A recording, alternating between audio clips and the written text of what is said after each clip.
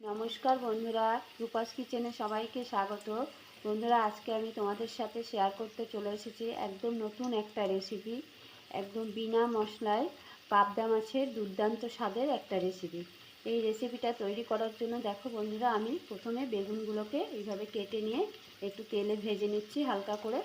ওদিকে বেগুনগুলো ভাজা হতে হতে দেখো বন্ধুরা, আমি একটা বাটিতে দুটো টমেটো আর কয়েকটা কাঁচা লঙ্কা সিদ্ধ দিয়েছি। এটা কেন করছি সেটা আমি তোমাদের রান্না করতে করতেই বলছি। বেগুনগুলো ভাজা হয়ে গেছে, এবার বেগুনগুলো তুলে নেব। বেগুনগুলো ভেজে তুলে নিয়েছি। এবার এই তেলের মধ্যে আমি পাবদা মাছগুলো ভেজে নেব। মাছগুলো এক পিঠ ভাজা হয়ে গেছে, এবার এগুলো উল্টে দিয়ে অপর পিঠটাও ভেজে নেব। এবার এদিকে দেখো বন্ধুরা, আমি যে টমেটো আর লঙ্কা সিদ্ধ করে রেখেছিলাম সেটা এবার পেস্ট করে নেব।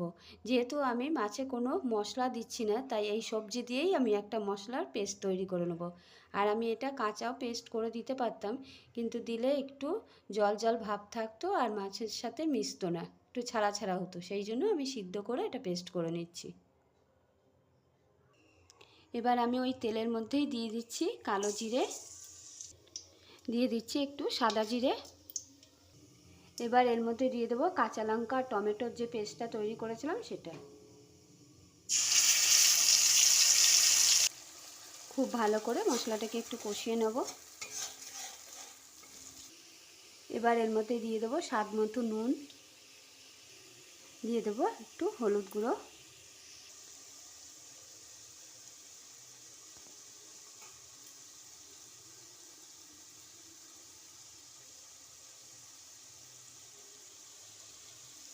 আবার ভালো করে একটু নেড়ে চেড়ে নেব।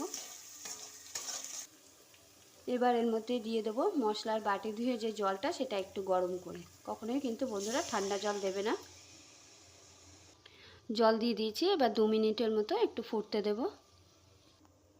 2 মিনিট হয়ে গেছে। এবার এর মধ্যে দিয়ে দেবো ভেজে রাখা বেগুনগুলো। বেগুনগুলো দিয়ে দিয়েছি। আবার 2 মিনিটের মতন একটু ফুটবে।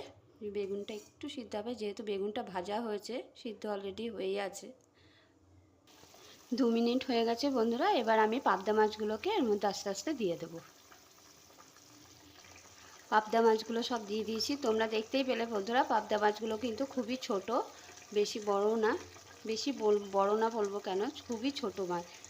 সেটা দিয়ে আজকে এই দুর্দান্ত স্বাদের রেসিপিটা তৈরি করছি। এবার আমি এর মধ্যে দিয়ে দিচ্ছি দুটো কাঁচা লঙ্কা। পাবদা মাছের রেসিপিটা কিন্তু বন্ধুরা পুরোপুরি তৈরি হয়ে গেছে। এবার আমি গ্যাসের ফ্লেম অফ করে দেবো, দিয়ে একটু ধনেপাতা ছড়িয়ে দেবো। দেখো বন্ধুরা, মাছটা আমি নামিয়ে নিয়েছি। কেমন লাগলো বন্ধুরা আজকের ভিডিওটা? তোমরা দেখতেই পেলে কোনো মশলা ছাড়াই আমি এই মাছটা আজকে রান্না করলাম। দুর্দান্ত স্বাদের রেসিপি একটা শেয়ার করলাম তোমাদের সাথে। ভিডিওটা তোমাদের কেমন লাগলো জানিয়ে বন্ধুরা অবশ্যই। পাবদা মাছ তো আমরা অনেক রকমভাবেই খেয়েছি, একদিন তোমরা এইভাবে ট্রাই করে দেখো, অসম্ভব ভালো লাগবে। তাহলে আজ চলি বন্ধুরা, দেখা হবে পরের ভিডিওতে। টাটা।